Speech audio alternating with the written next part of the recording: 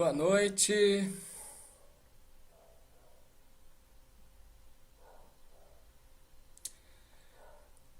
Estamos aqui, né, para mais um tempo de aprendizado. Vamos continuar, né, com o estudo sobre as interferências do Criador durante esse período de 7.000 anos de crivo. Boa noite, Lucas Leal. Bom, gente, vamos começar cantando a música Show de Truman.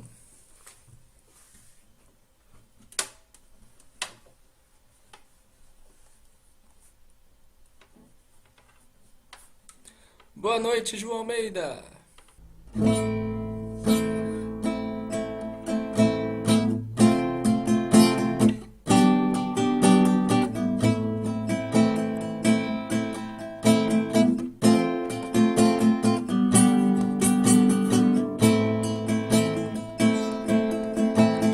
Jesus em delta, tempo, espaço, matéria. Boa noite, Sandra.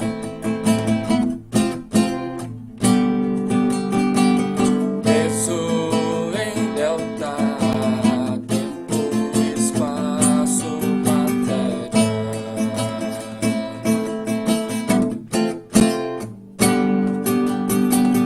Jesus em delta, tempo, espaço, matéria.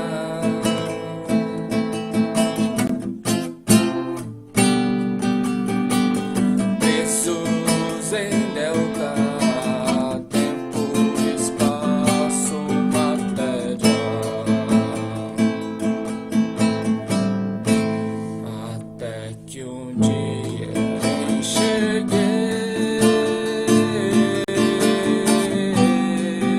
e pude perceber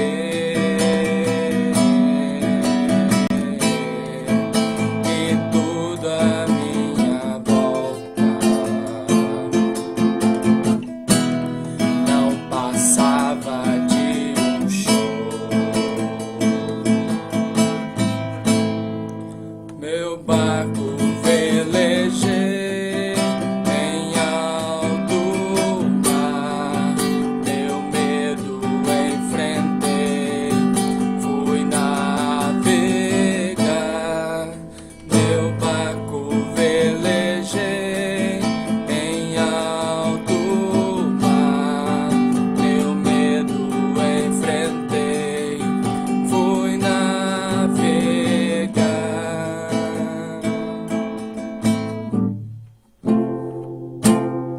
Pra ter tirado o sono,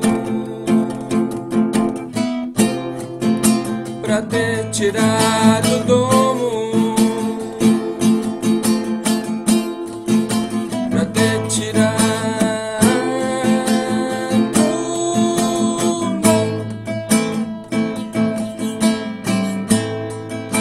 pra ter tirado o domo,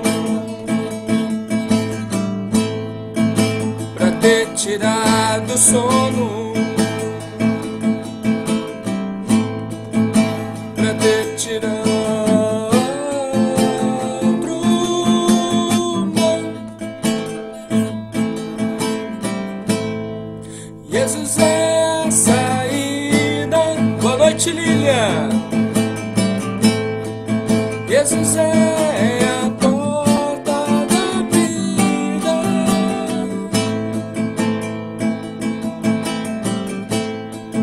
Jesus é a saída. Jesus é a porta da vida. Dá-lhe-te.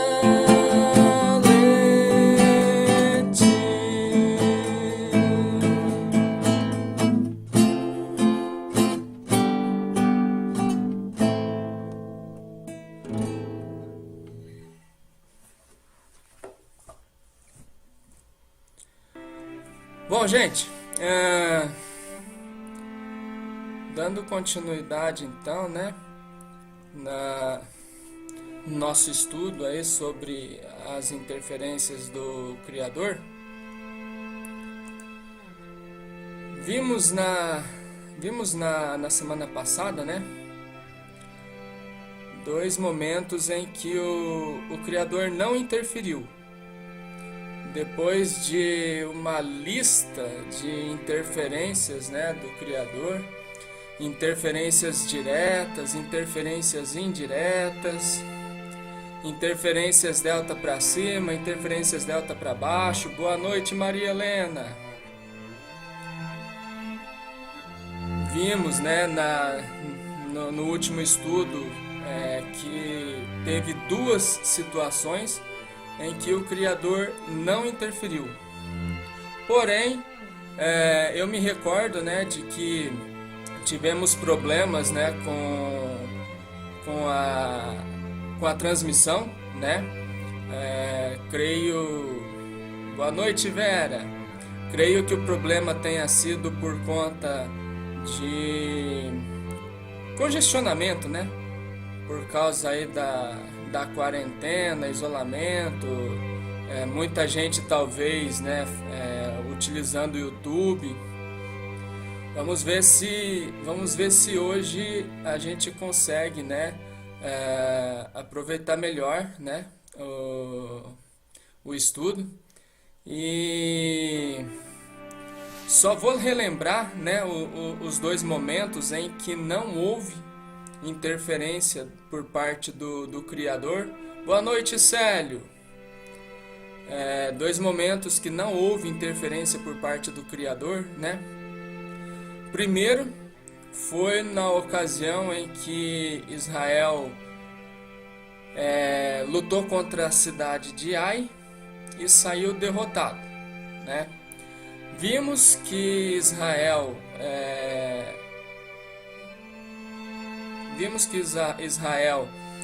obteve aí essa derrota, vamos dizer assim, né?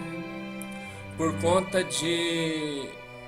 de uma situação de pecado, né?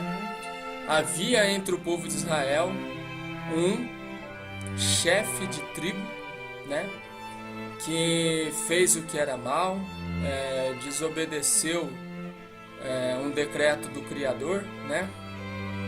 E por causa da sua cobiça, levou o povo, né, a ser derrotado, né, nessa primeira batalha contra Ai, vamos dizer assim, né? E vimos que o próprio Criador disse que enquanto Israel tivesse em pecado, ele, o Criador, não estaria com Israel. Então, entendemos com isso que quando Israel foi derrotado por Ai, né, estando em pecado, Deus não estava com Israel, né? Por isso não houve interferência, por isso Israel, né, obteve aí essa derrota, vamos dizer assim, né? Boa noite, Alex. Então descobriram, né, que Acã, chefe da tribo de Judá,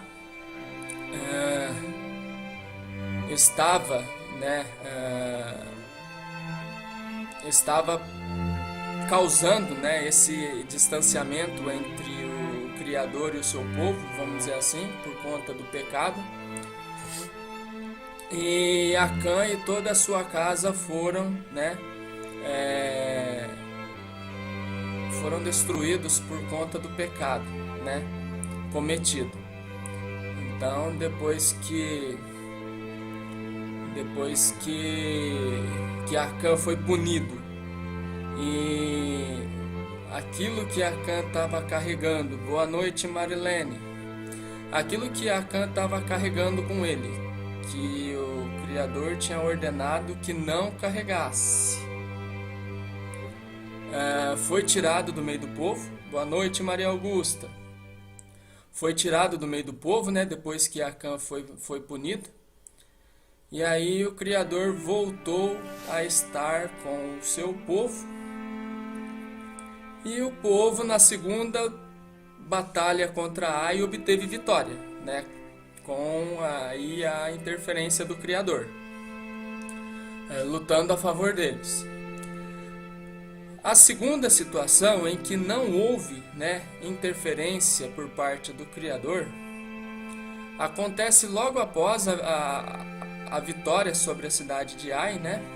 Logo que eles derrotam a cidade de Ai, acontece uma situação, né, onde aparecem algumas pessoas dizendo serem embaixadores de uma terra distante, vamos dizer assim, né?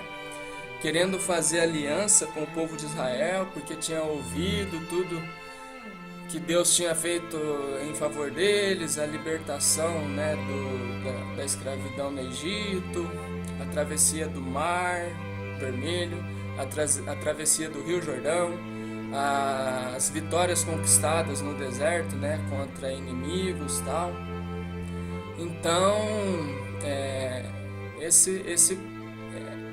esses homens foram bem convincentes, né, na história que contaram, né, para Josué e os chefes das tribos, né. E acabou que tanto Josué quanto, né, os chefes tribais, vamos dizer assim, concordaram, né, em fazer aliança com esses homens. E só depois de delta dias que já tinham feito aliança com eles, é que descobriram, né, que se tratava de um de seus inimigos da cidade de Gibeão, que ficava próxima de Ai, né? Então seria a próxima cidade a ser conquistada, vamos dizer assim. E o líder dessa cidade de Gibeão, usando de sagacidade, né, fingiu ser outra pessoa, né, para tentar convencer Josué e os chefes das tribos a fazer aliança com eles e preservar a vida deles, né? Então, por que Josué e os chefes, né, acabaram sendo enganados, né, por esses homens da cidade de Gibeão, né? Porque simplesmente não consultaram o Criador, né, quando receberam a visita desses homens que se passaram por embaixadores, né? Ou seja, não houve também aí interferência do Criador, né? Poderia muito bem, como o Criador falou outras vezes com Josué, ele poderia ter chamado Josué antes de aceitar a aliança e poderia ter alertado, né? Josué, esse povo é inimigo, você não deve fazer aliança com eles. Mas como, né, não houve preocupação nem por parte de Josué e nem por parte dos chefes das tribos no sentido de consultar o Criador, também o Criador permitiu, né, que eles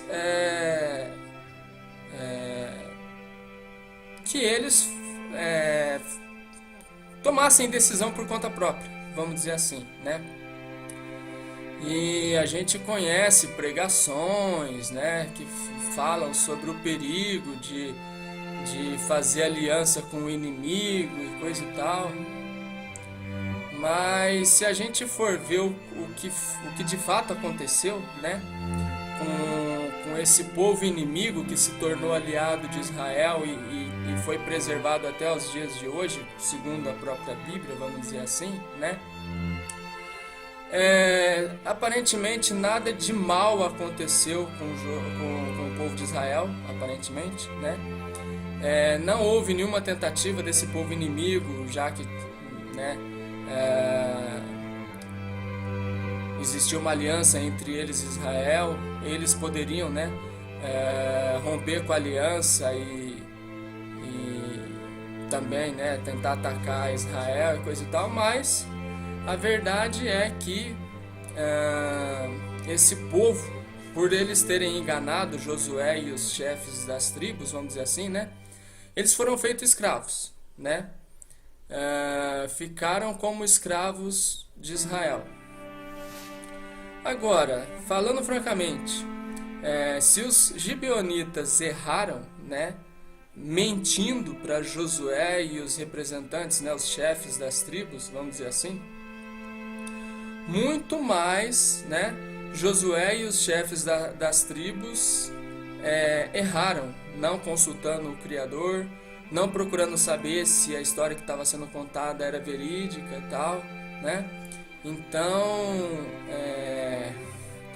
eu penso que a questão não é nem tanto, né, fazer aliança com, entre aspas, inimigos, vamos dizer assim, né? O problema é a gente querer tomar decisão por conta própria, né? Isso nos coloca em um sério risco de que as coisas não saiam da forma como a gente gostaria, da forma como a gente desejava, né? Bom, então só quis estar relembrando, né, esses dois episódios que eu compartilhei na última live, né, no último estudo aí que a gente teve, pois a gente teve problema aí com a transmissão e tal.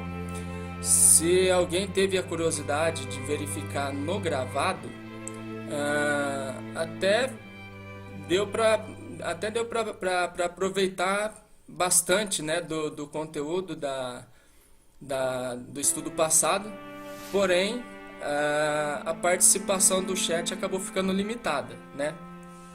Por conta das falhas na transmissão, o chat parou de funcionar no meio da live, não voltou mais, porém o conteúdo ficou praticamente intacto, né? E está disponível no gravado, né?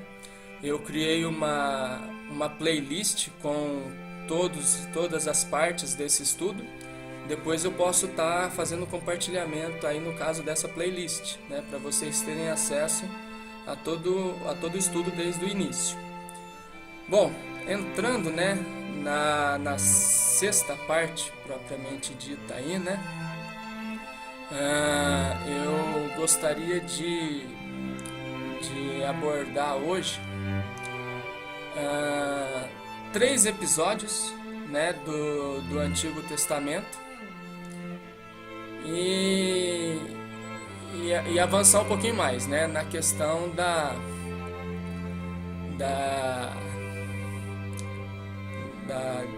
interferência direta quando o nosso Criador se manifestou em carne, né, através de Jesus Cristo. Bom,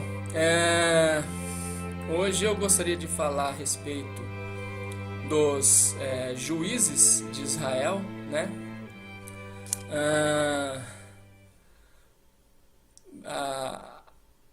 A Bíblia mostra que houveram 15 juízes, né, julgando Israel, e isso aconteceu por um longo período de tempo, né?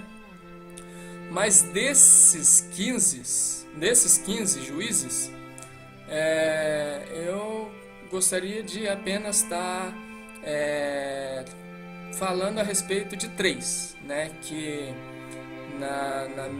no meu entendimento aí teve um certo destaque, vamos dizer assim, né? E dentre esses 3, né, vamos falar sobre a única juíza mulher, né? Ou seja, teve 14 juízes, homens, né? E apenas uma juíza, mulher.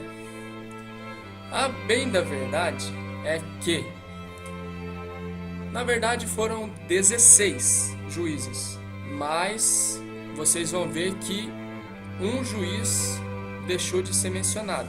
Vocês vão entender por que, né, ele deixou de ser mencionado. Então,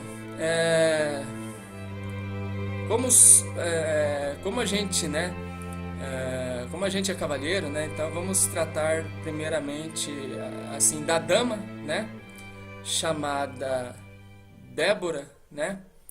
A gente vê a história aí de Débora, da juíza Débora, nos capítulos 4 e 5 do livro de Juízes, né?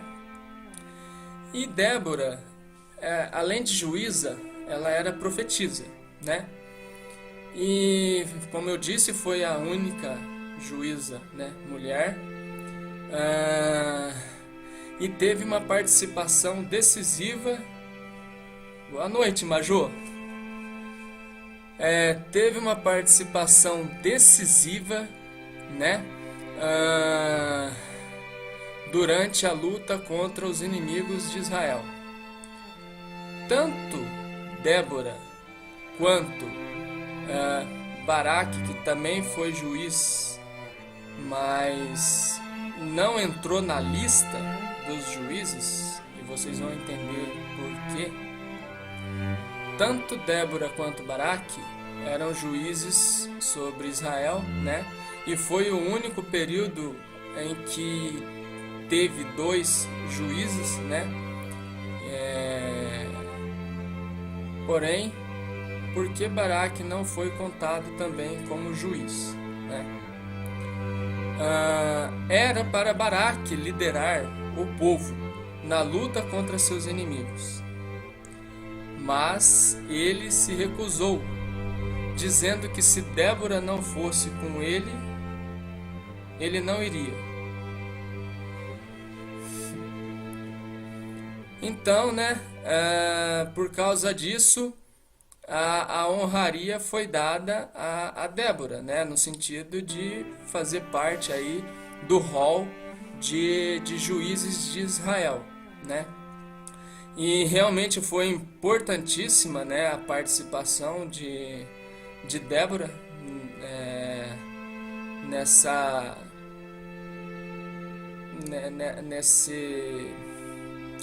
nesse momento, né, em que o povo de Israel enfrentou, né, seus inimigos, vamos dizer assim. E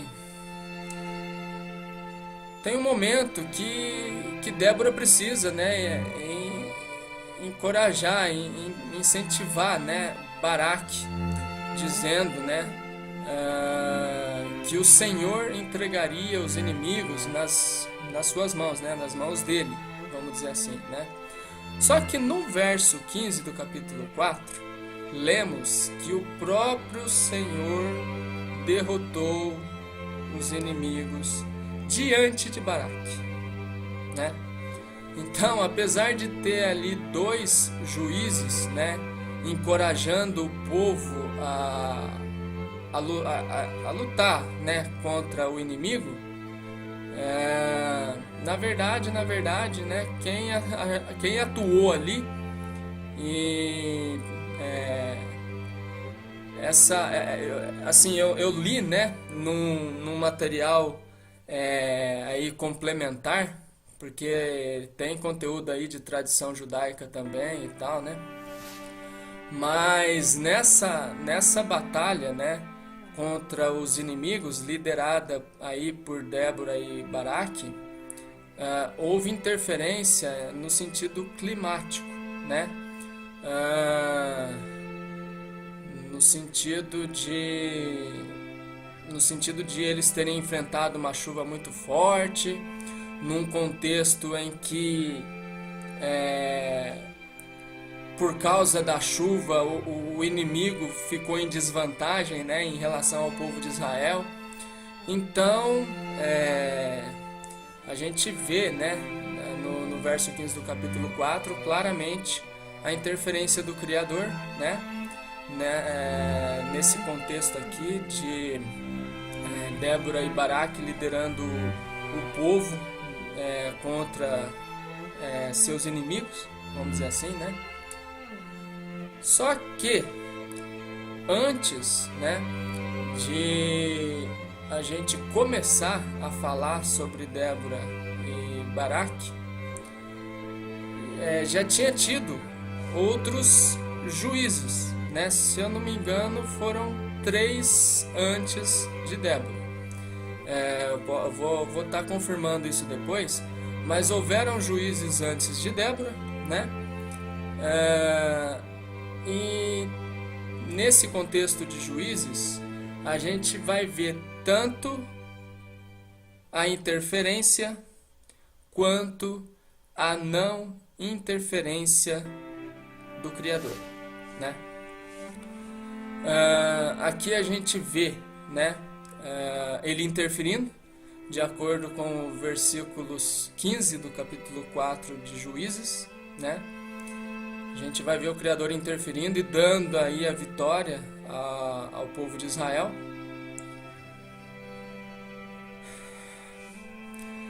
Depois que Débora e Baraque derrotaram os inimigos, né, do povo de Israel, houve 40 anos de paz. Porém, após esse período de 40 anos, fizeram os filhos de Israel o que era mal perante o Senhor, por isso o Senhor os entregou nas mãos dos inimigos, né? Isso aconteceu antes, né, de Débora e Baraque, quando Débora e Baraque foram escolhidos, né, para serem juízes em Israel. Isso só aconteceu depois de um período de afastamento, seguido de um clamor, né, porque o povo estava sendo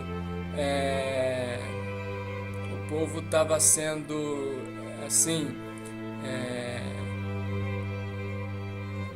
abatido, vamos dizer assim, né, por seus inimigos.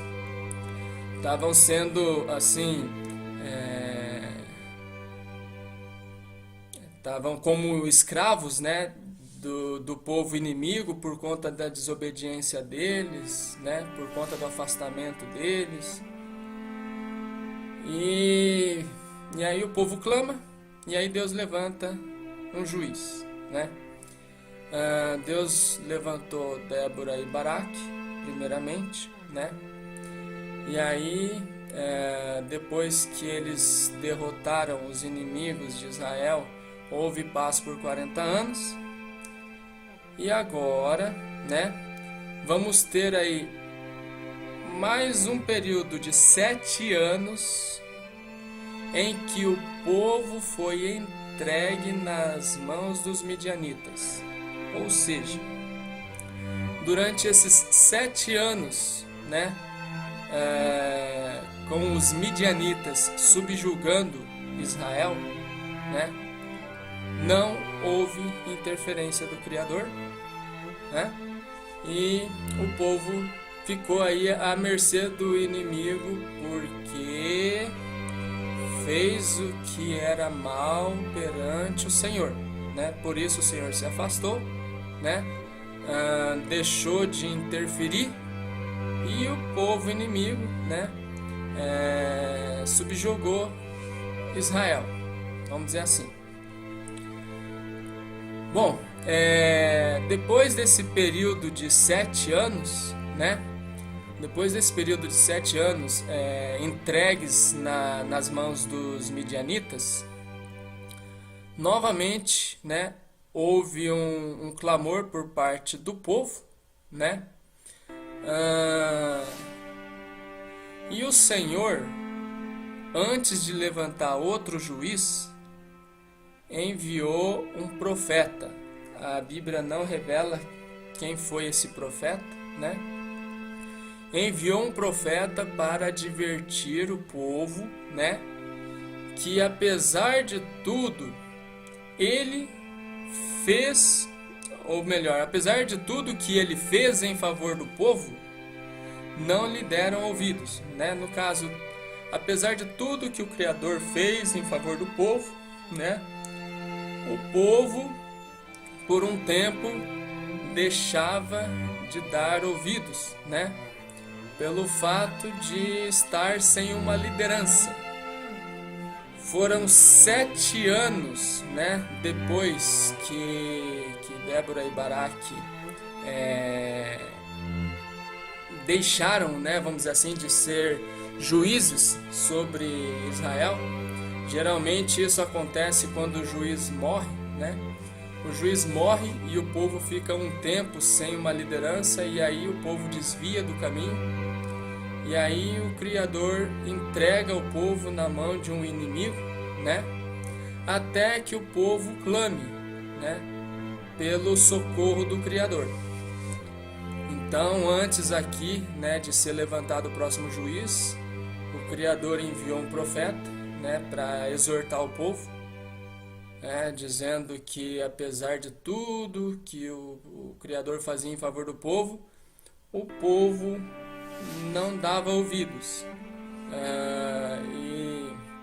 e quase sempre se desviava do caminho através da idolatria, né?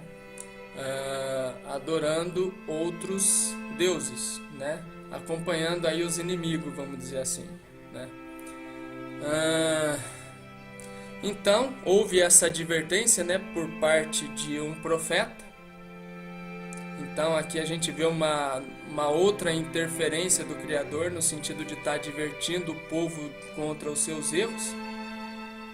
Aquela mesma interferência, né, vamos dizer assim, que houve em relação a Caim, né, quando foi advertido para não fazer aquilo que ele pretendia contra Abel, seu irmão, mas foi em vão, né? E a gente vai ver também que essa advertência desse profeta enviado pelo Criador praticamente foi em vão também, né? Porque a ladainha continua. Então,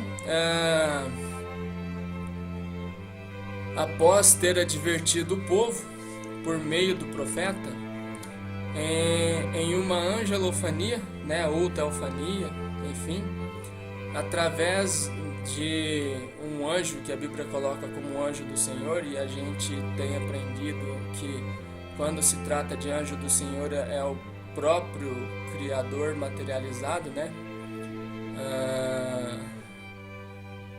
Ele aparece para Gideão e o encoraja a lutar em favor do povo contra os midianitas, né, que estavam subjugando Israel. Gideão não entende por que o povo estava sendo subjugado pelos midianitas, né? Ele não entendia que, apesar do Senhor estar sempre a favor do povo, era o povo que se afastava, desviando-se dos caminhos do Senhor, né?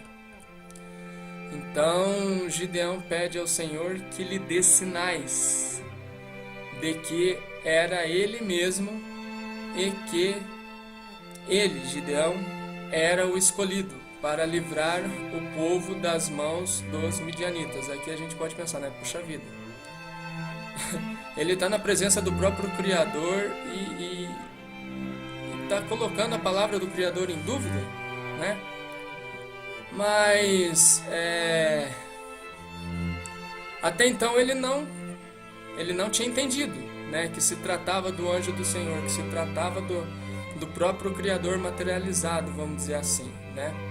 Então ele pede sinais e são dados, né, sinais a ele para que ele se convença, né, de que de fato é o Criador que está enviando e que de fato ele é o escolhido, vamos dizer assim, né?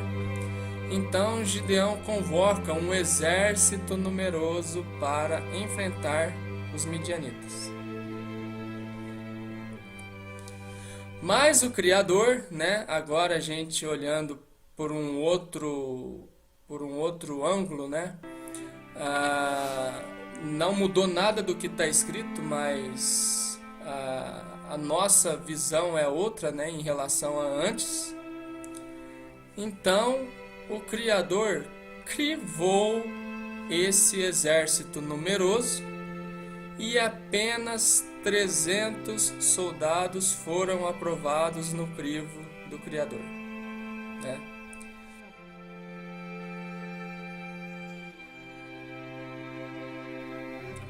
Olá, foi gerado aí um novo link. Vamos fazer mais uma tentativa.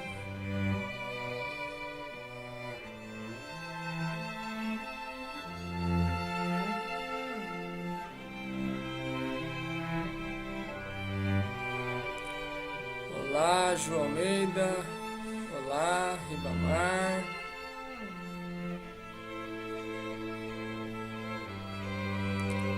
Olá, Sandra.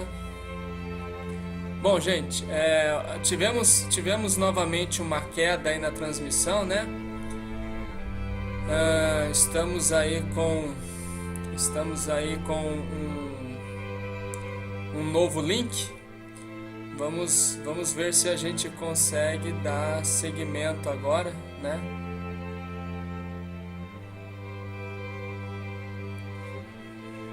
Bom, gente, como eu estava dizendo, né, antes da queda,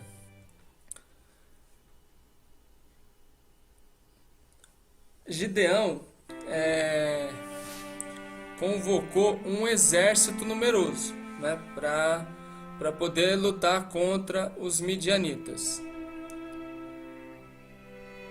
E o que acontece é que tinha muita gente, né? Então o Criador decidiu crivar esse exército numeroso e apenas 300 foram aprovados no crivo do Criador. O que eu estava dizendo antes da queda aí, né? É que muitas das vezes nós estamos na condição desses soldados, né? Desse exército numeroso. E muitas vezes quando somos crivados, a tendência é murmurarmos, vamos dizer assim, né? Mas todos aqueles que não corresponderam à expectativa do Criador tiveram que voltar para suas casas, né? Ou seja, não foram aprovados, né? No crivo do Criador. Então,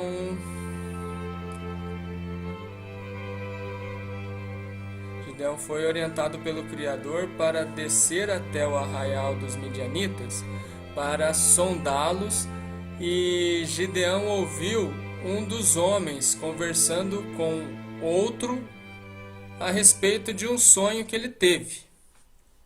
Neste sonho ele vê o exército ser abatido, né? E ele compartilha esse sonho, né, com o companheiro dele,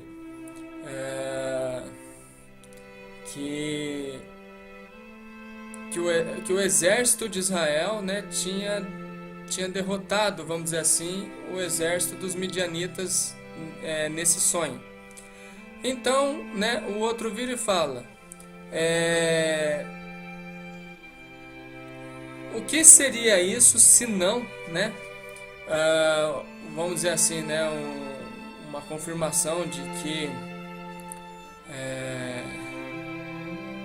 que o Deus de Israel, né, virá contra nós e tal. A gente vê aqui claramente, mais uma vez, o Criador, né, interferindo no sentido aí de Gideão estar se sentindo encorajado a marchar contra o exército dos midianitas, vamos dizer assim. Então Gideão ouve a conversa, né, de dois homens do exército inimigo a respeito de um sonho que um teve e estava contando para o outro, e o outro, né, interpretou o sonho, né, dizendo que eles seriam abatidos por Gideão e o exército de Israel. Então Gideão volta para o acampamento, né, para o acampamento de Israel, no caso, né, encorajado, e, e ele decide separar, né, esses 300 homens em 3 grupos. E aí, esses 3 grupos, olha que interessante, gente. Eu não sei se vocês vão conseguir enxergar isso, mas dos 300, teve aí uma divisão em 3 grupos de 100, né? E 100 soldados foram à frente da batalha com Gideão. E os outros 200 soldados ficaram para trás, em 2 grupos de 100, né? Não sei vocês, mas eu consigo enxergar nessa formação de Gideão, né? Com ele com 100 na frente e os outros 200 atrás, formando 2 grupos de 100, um delta, né? Não apenas por ser 3 grupos, né? Mas o próprio formato de triângulo, né? Com Gideão e os 100 na frente, né? Formando a ponta do triângulo, e os outros 2 grupos de 100 atrás formando a base, né? Só algo que me veio à mente e eu gostaria de estar compartilhando, né? Isso não está escrito, né? Mas como temos aprendido, se a gente for desenhar essa formação, a gente vai ver que vai formar, né?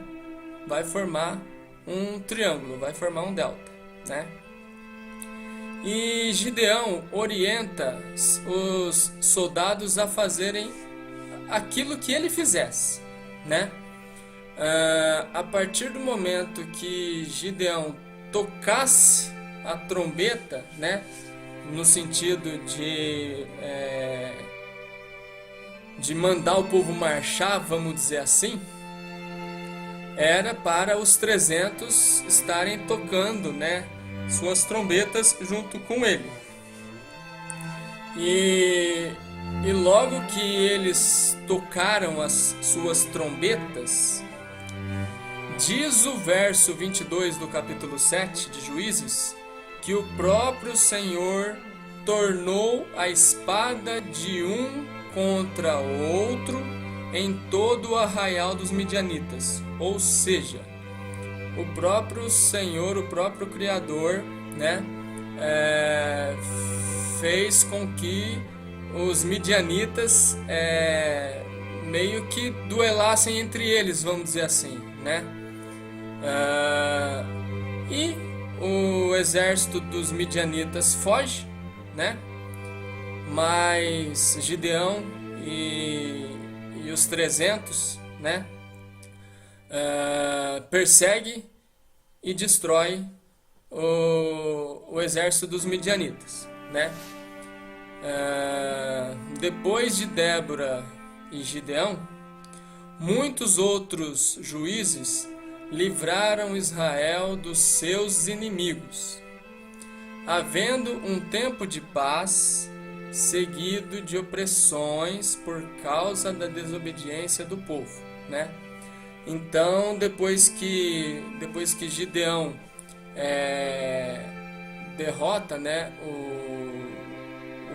os midianitas, vamos dizer assim, o povo de Israel tem mais um período de paz, né? Até que Gideão morre, né? E como eu disse, né, houveram outros juízes, e houve tempo de paz, e também houve tempos em que Israel foi subjugado por inimigos por causa da desobediência, né? Isso durante o período em que os 15 juízes julgaram aí, né, a causa de Israel, vamos dizer assim, né, estiveram aí na liderança do povo. Eu quis, né, fazer aí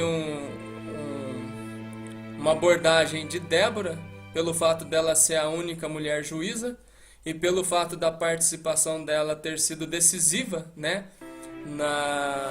na luta aí contra os inimigos do povo de Deus, né, dos inimigos de Israel, vamos dizer assim. Quis também destacar, né, essa participação de Gideão, porque apesar, né, dele ter pedido prova de que era o próprio Criador, né, que estava chamando ele para ficar à frente, né, do povo de Israel e tal. Uma coisa que eu achei interessante em relação a Gideão é que, mesmo temendo, né, o exército dos midianitas, ele permaneceu obediente ao Criador, né?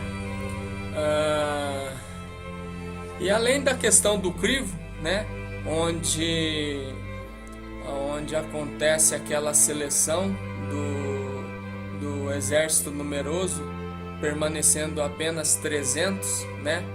A gente vê aí o Criador crivando e permanecendo apenas os aprovados, vamos dizer assim, né? Acho que é importante a gente se atentar para esse detalhe. E também essa questão, né, desse exército de 300 homens ser dividido em 3 grupos de 100, né, numa formação que, se a gente for ver, de certo modo acaba formando, né, um triângulo, né, onde Gideão e 100 soldados formam a ponta do triângulo e os outros 200 soldados atrás formam a base, né? Então achei interessante esses detalhes, né, nesse contexto aí de Gideão.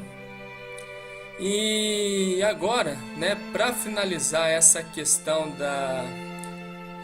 da menção dos juízes, vamos dizer assim, né, eu resolvi falar sobre mais um, também muito famoso, né? E antes de falar sobre esse último juiz, né, não foi o último da lista, né, de juízes que julgaram aí, que lideraram aí o povo de Israel, mas ele será o último dentro, né, da nossa proposta aí de estudo sobre a questão das interferências, né? Optei por não falar dos outros juízes porque não achei assim tão relevante, né, a participação aí dos outros juízes. Então, desta vez, por causa da desobediência do povo, né, o Senhor os entregou nas mãos dos filisteus por um período de 40 anos. Boa noite, Mauri. Então, durante 40 anos agora, o povo foi subjugado pelos filisteus por causa da desobediência deles, né? Esse juiz que eu vou falar agora, ele não vem depois de Gideão, né? Houveram outros juízes entre Gideão e esse que eu vou mencionar agora, mas em relação a Débora e Baraque, Gideão veio logo após, né? Débora e Baraque. Então a gente tem aí Débora e Baraque e Gideão logo na sequência, e tem um intervalo em relação, né, ao juiz que eu gostaria de estar falando sobre agora, né?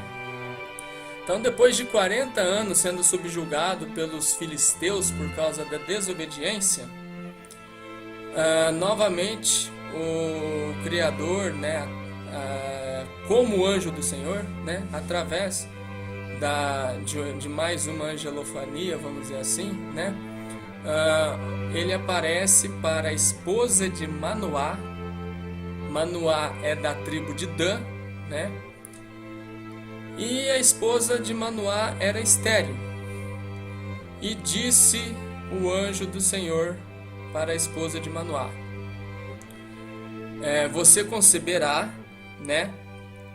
E após conceber, não poderá beber vinho nem bebida forte, nem poderá comer nada considerado imundo, nem poderá passar navalha sobre a cabeça do filho que lhe nascerá, pois esse que nascerá será consagrado a mim com o voto de Nazireu, né?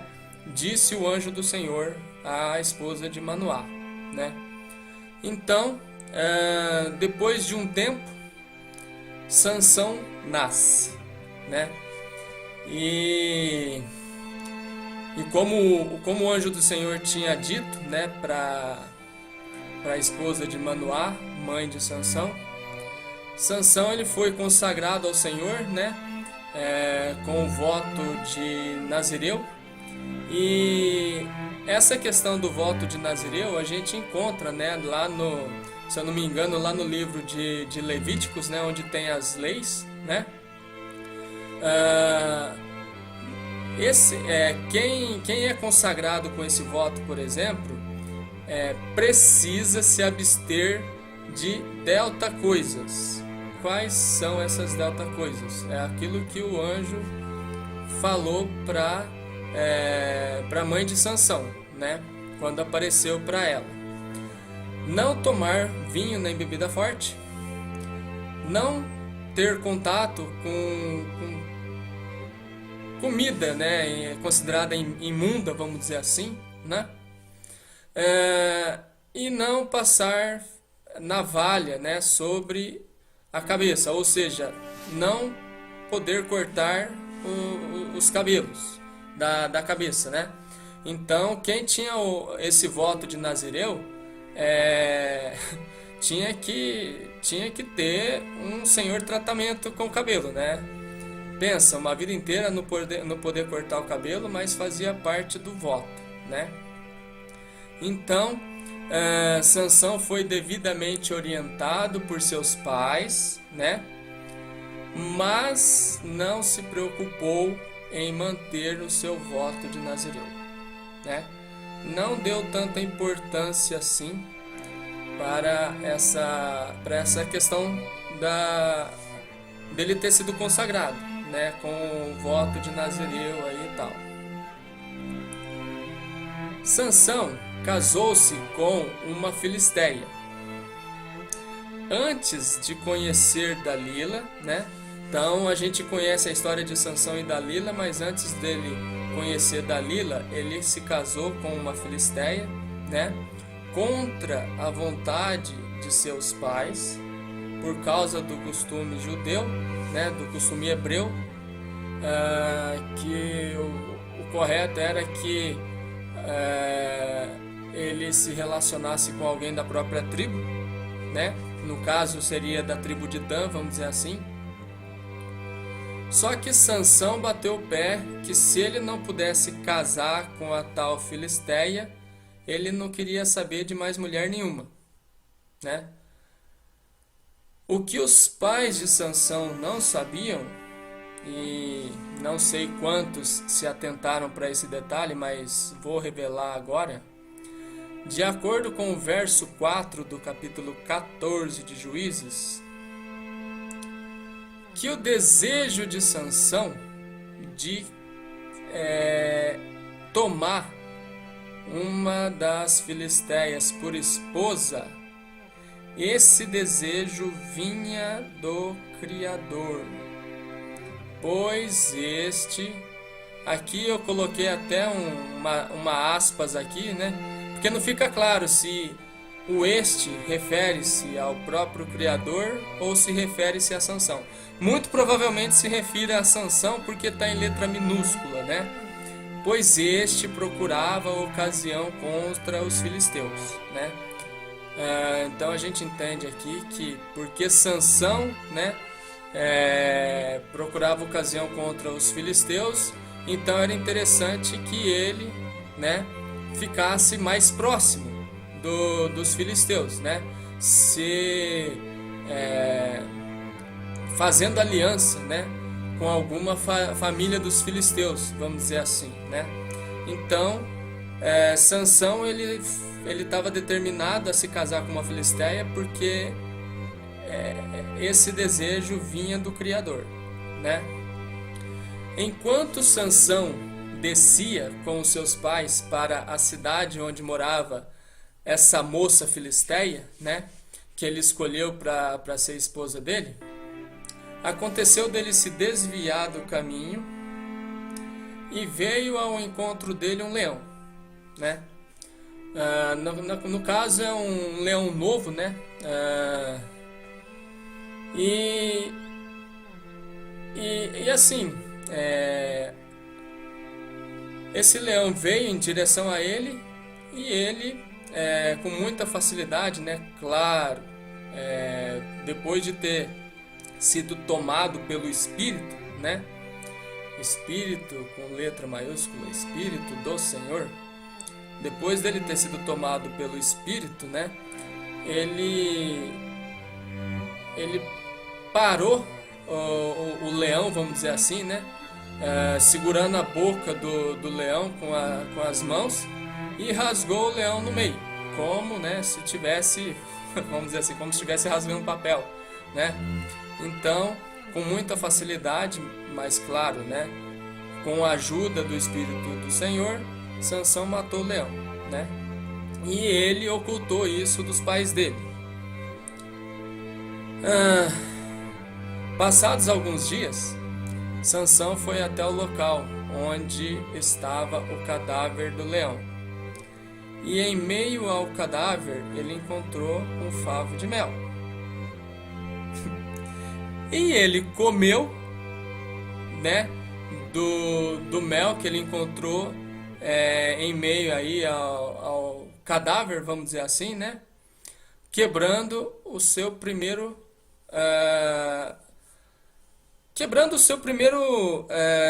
juramento, vamos dizer assim, né? A primeira cláusula, vamos dizer assim, do voto de Nazireu, né, que ele tinha feito. Então ele teve contato com coisa imunda, né, pegando do mel que estava junto lá com o cadáver, comendo, né, desse mel, e ainda por cima compartilhando com o pai e a mãe, sem dizer de onde que era esse mel, né? Então Sansão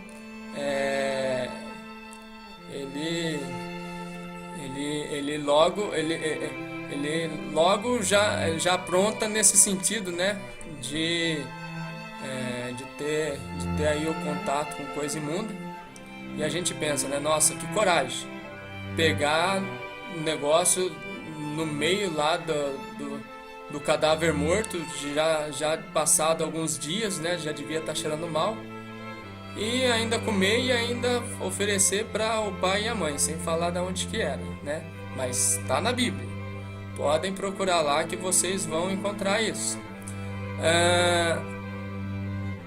Depois disso, né, quando houve o casamento com a filisteia, certamente, né, durante a festa do casamento, Sansão teve contato, né, com vinho ou alguma outra bebida forte, vamos dizer assim, né? Muito provavelmente que teve contato com vinho, que o povo hebreu tem essa tradição, né, de fazer o uso aí de vinho em festas, vamos dizer assim, né?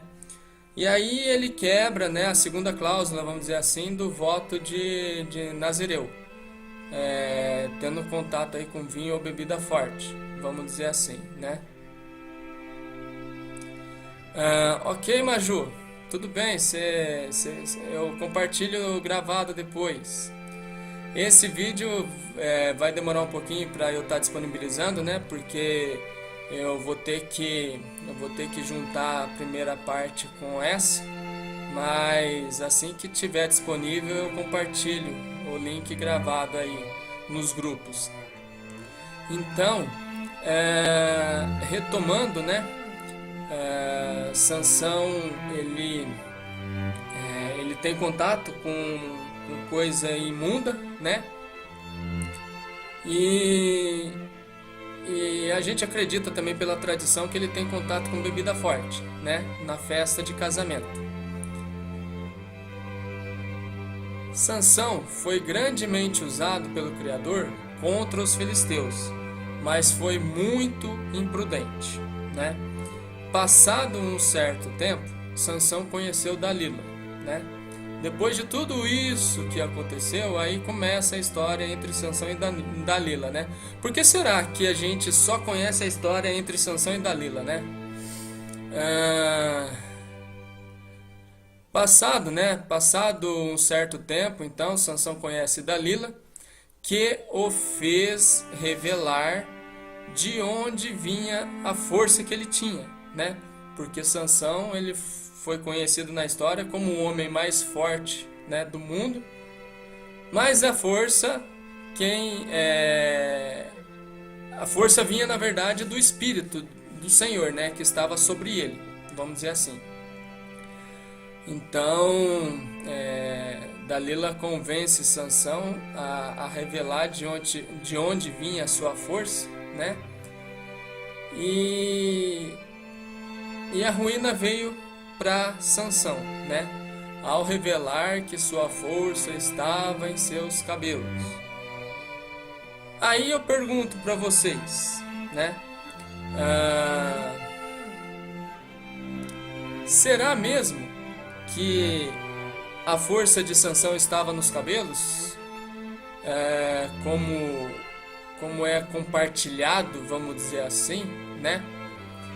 Porque de fato a gente vê, né, ele declarando para Dalila que a força dele estava em seus cabelos, né? De fato isso está escrito, mas a gente sabe, a partir do momento que a gente se aprofunda, né, no histórico do moço, né, que não foi só por causa do cabelo cortado que ele perdeu a sua força, né? Na verdade, o cabelo ainda não cortado era, vamos dizer assim, a gota que faltava para transbordar o copo, né? No sentido de em relação, né, às besteiras que ele já tinha feito, vamos dizer assim, né? Então a última besteira seria ele ter o cabelo cortado, por exemplo, né?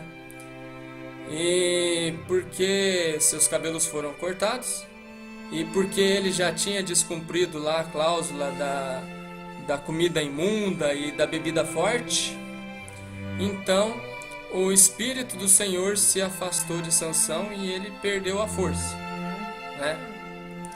E teve os 2 olhos vazados, né, pelos filisteus e ficou, né, aprisionado por um tempo.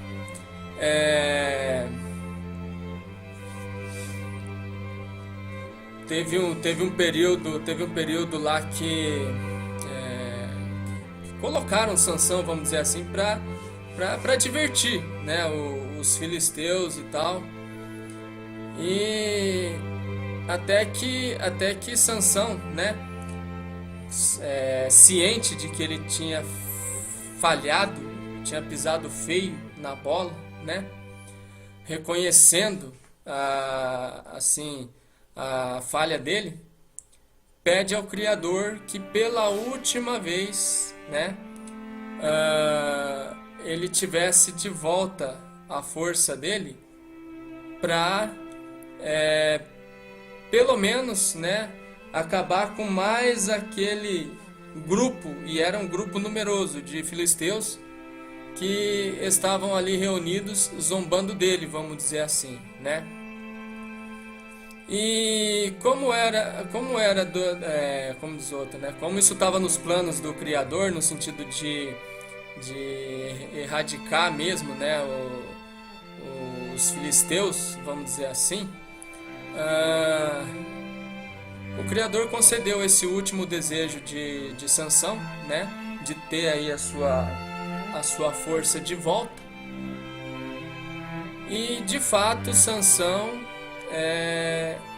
fez um estrago na vida dos filisteus, mas ele pagou um alto preço por causa das imprudências dele, né? Porque nessa última vez que ele recupera as forças dele, né?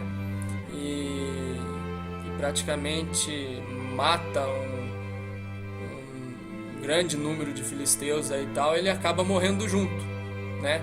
Porque eles estavam em um amplo salão, vamos dizer assim, né? E esse salão é destruído por causa da força de Salomão, a força de Sansão pela última vez, né? Mas Sansão acaba morrendo junto com esses filisteus. Então, o propósito do Criador foi cumprido, né? No sentido de livrar o povo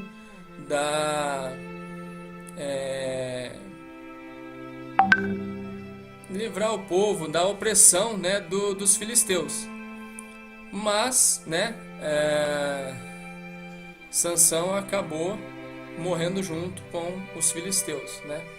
Aí por causa da desobediência dele. Então, como a Lília muito bem colocou aí no chat, né?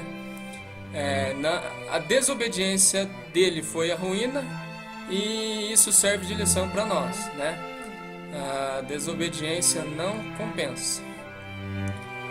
A gente vê o resultado da desobediência no primeiro crivo, né, do Jardim do Éden, mas ali existia um propósito no sentido de o homem estar saindo, né, da condição de inocente para a condição de consciente, vamos dizer assim, né? Agora aqui no caso de Sansão foi realmente imprudência mesmo, né, da parte dele, pois ele foi muito bem instruído pelos pais, mas preferiu não dar ouvidos. E esse foi o resultado, né? Bom, gente, então, né, como eu já tinha dito, a força de Sansão, na verdade, não estava, né, nos cabelos, como a gente aprendeu, mas a força vinha do Espírito do Senhor por causa do voto de Nazireu, né, porque ele tinha sido consagrado com o voto de Nazireu e ele descumpriu todo o voto, né? Ele deveria deixar de fazer delta coisas e ele fez as 3, né? Teve contato com bebida forte, teve contato com coisa imunda e permitiu também que o cabelo fosse cortado, né? Então, essa é a verdadeira história, né, do juiz Sansão. E eu quis também, né, fazer menção dele por ele ser, né, muito conhecido, mas pelo fato também de a real história não ser muito divulgada, vamos dizer assim, né? E também para a gente fazer um contraponto com Gideão, né? Formando um hexagrama aí. Enquanto Gideão permaneceu obediente, né, ao Criador e permaneceu vivo por mais um tempo, Sansão, ao contrário, né, foi imprudente, desobediente e pagou um alto preço por isso, né? Bom, gente, então, referente aí ao Antigo Testamento, o que eu gostaria de estar compartilhando, né, era isso, né? Foram 15 juízes, como eu disse no começo.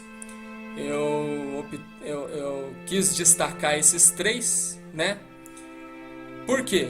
Por se tratar, né, da única juíza mulher, Débora, e também por se tratar aí do hexagrama, né? Gideão delta para cima, representando aí a obediência, e Sansão delta para baixo, representando a desobediência aí, né? Dando continuidade agora com a maior e definitiva interferência direta do Criador, né? Como já vimos, após o Criador em carne, Jesus Cristo, ter sido batizado, né? E ele foi submetido a um batismo dual. Aqui eu vou dar uma enfatizada também naquilo que eu falei a semana passada, né? Que a gente teve problema por conta de queda na transmissão também, né? Então, após, né, Jesus Cristo ter sido submetido aí ao batismo, e ele foi submetido aí a um batismo dual, né? Porque após ter sido batizado com água, batismo físico para cumprir a lei, né? Para cumprimento da lei, o momento que o Espírito desce como pomba sobre ele, a gente entende que ali ele está sendo batizado espiritualmente, né? Para poder iniciar o seu ministério. E logo após ele ter sido submetido, vamos dizer assim, né, a esse batismo dual, tanto físico quanto espiritual, ele é levado, né, pelo próprio Espírito que vem sobre ele, né? Ele é levado para ser crivado no deserto por 40 dias, né?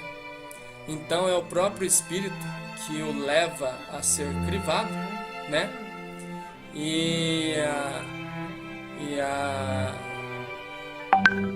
Aquilo que a gente aprendeu como sendo o ser diabo, né, incentivando ele a fazer fazer determinadas escolhas, né? E ele rebatendo, né, esse ser diabo, usando aí a palavra, né? A palavra que sai da boca do Criador, vamos dizer assim, né? A gente tem aprendido que aí é uma situação onde ele, como ser humano, né, que foi 100% homem, teve as mesmas fraquezas que nós, vamos dizer assim, né? Então ele tinha também um lado esquerdo sextra e um lado direito dextra como homem. E a sua natureza humana, carnal, né? A sua sextra tinha determinados desejos, né?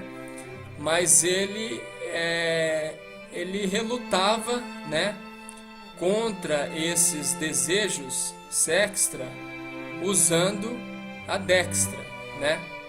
E a gente vê claramente isso também quando ele está lá, mais para frente, quando ele está lá no jardim do Getsemane, prestes a ser entregue, né, aos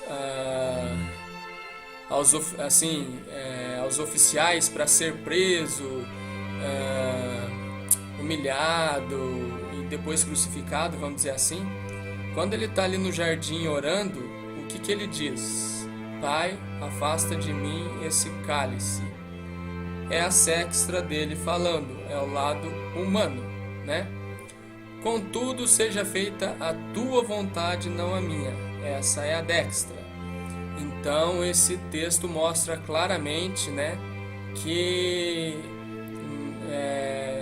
não tinha necessariamente, né, um ser do mal fazendo a cabeça de Jesus Cristo para ele não fazer aquilo que precisava ser feito, vamos dizer assim, né? Mas era o próprio lado humano dele, né, o próprio lado físico, carnal, né? Porque temos aprendido também que quando a Bíblia fala sobre carnalidade, ela está se referindo à matéria, né? Ela está se referindo ao nosso físico, vamos dizer assim, né? Então, ele passa por esse crivo de 40 dias e após ser aprovado, né, nesse crivo de 40 dias, ele começa o seu ensinamento, como vemos, né, nos capítulos 5 a 7 de Mateus, que é o chamado Sermão da Montanha, vamos dizer assim, né? Então isso acontece logo após o crivo no deserto, né? Então, após ele ter sido crivado e aprovado, ele inicia os seus ensinos. E os sinais e prodígios, né, foram feitos só depois, né, do seu primeiro ensino, como a gente vai ver aí nos capítulos 8 e 9 do Evangelho de Mateus, né? Então, o que acontece, né, nesses capítulos 8 e 9 do Evangelho de Mateus? Ele realiza sinais e prodígios, curando,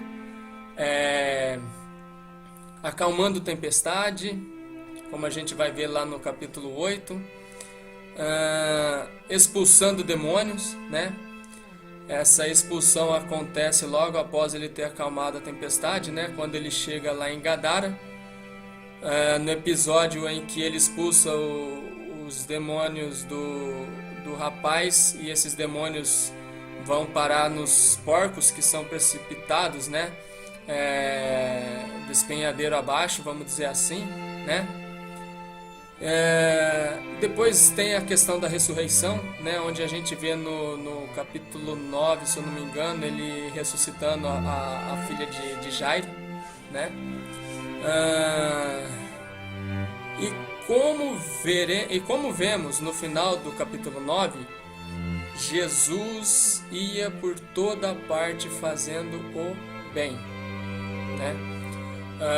A gente vê isso através das Bíblias Sagradas, que tem aqueles títulozinhos, né, que também são chamados de epígrafes, né?